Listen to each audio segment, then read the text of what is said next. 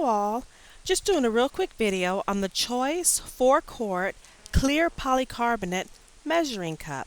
Behind it is my 930 pressure canner, but I have it filled with water, and the reason why is it makes it really easy for me whenever I'm filling up my 930 pressure canner, which is right behind the 4-quart container, so I can be able to fill it up with stock. So instead of filling it up with water and then carrying it all the way to the stove, I can just put my canner on the stove and I can fill up the water in the 4-quart container, and then I can easily, because it has a nice little handle, I can just easily pick it on up and I can just go ahead and pour it right into my canner, which is very, very convenient because I like to make a lot of stock. So it just works really, really effective. All I have to do then is just put some more water back into it, and then I can fill back up and just keep going and going until I fill up my canner at least 3/4 full. So there you go. There's the 4-quart container. Works really, really well. Like the handle. Thanks for watching.